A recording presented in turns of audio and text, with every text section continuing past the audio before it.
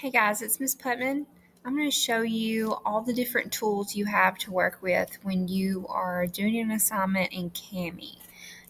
Most of your teachers will assign worksheet type assignments using Kami.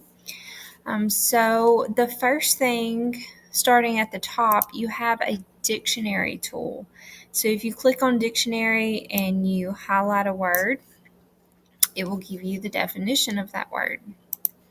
You also have the text-to-speech option, which means it will read you what is on the page. You can click wherever you want it to start, and it highlights where it's reading, and click Read Page. Academic laboratory accidents are estimated to and it starts reading to you. You have a few options down here to change the voice, and you have some options to either speed up the speech or slow it down. The markup tool is just highlighting and strike through and underlining. So you can highlight a line of words if you click on highlighter, or you can draw a box and highlight something. You can change your colors down here. You have the strike through, so if you're editing something, and then you also have the underline tool. Then you have the comment options. Some of your teachers may want you to answer some questions this way. So the first thing you have is a text comment. Say that I'm answering number 2A down here. I'm going to click on that A right there, so that means that that's where I'm commenting on the page. So this one is just a text comment, but you also have the option when you pull up this to record, or not necessarily record your voice, but it interprets what you're saying and it will type it out for you. So this will be a good option for you if you are better at saying your answer first and then going back and editing it how you like. So if I turn this on, it will start typing everything that I say, and it's usually pretty good. Okay, if you want any of these comments to go away, you just click the X button.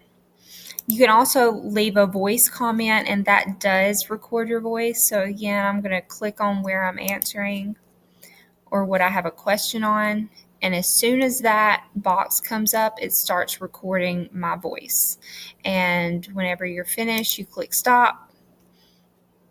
And then you can play that back. I'm not going to play that back right now. It'll have a play button here, but there's usually some interference when you're doing a video on this. Then you have the video comment, which means that you record yourself. So it'll open up your webcam and it'll start recording you. So we're going to open that for just a second, and there I am. And whenever you're finished, you click done, and it will leave a video for your teacher to see later on. Then you also have the screen capture tool, and I'm going to get rid of that. Your screen capture tool records you, and it records what you're doing on the page. So very similar, pretty much exactly what I'm doing in this video right now, except it will record your face as well. So I'm going to click on this. Hopefully there won't be too much interference. And you want it, you're going to have to choose how you want it to record. And I'm going to do the application window, and that just means pretty much the tab that you're in. So I'm going to share that, and it says that I'm recording. It's going to record like my mouse. It's going to record anything I type on the page, and it's going to record my face down here. And so as you can see in this recording, you can see everything that was on my page, including my face, which is down here in the corner. So this will be good if you're explaining on how you do something. And then you have different colors that you can use to comment as well. Okay, text box is one that you're going to use probably most often. So if you have a text box, you can change your colors. I wouldn't recommend yellow or lime green or colors like that because they're hard to read. You click anywhere on your page and you start typing your answers. It's very easy to use. There's an equation part where you can insert symbols when you're doing math problems. There's a drawing part, so I can go back up here on my diagram that I have to draw, and you can either freehand something, you have change colors and how much you can see through it, or you can use shapes.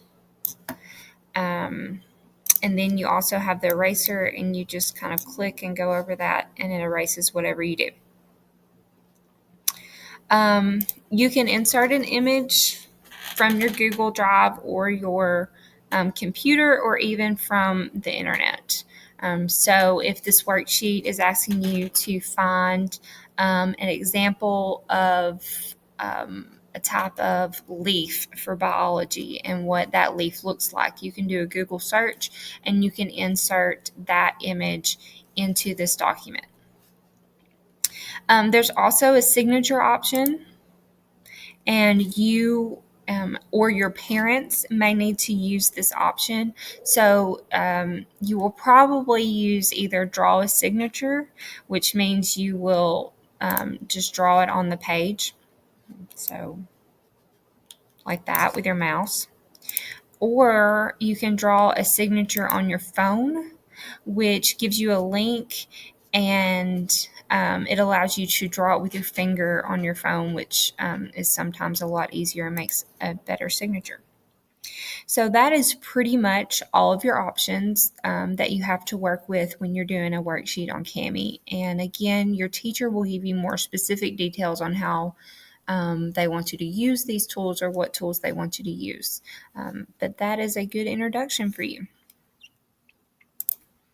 One other thing is if you're working on an assignment and you've opened this up from Schoology or wherever, and it is opened in the Kami app, you can, if you close out of this, it does save everything that you've done. So if you want to work on an assignment later after you've already started on it, you can absolutely do that, and you can close out and you can go either back to your assignment and open it up there, or it's saved in your Google Drive.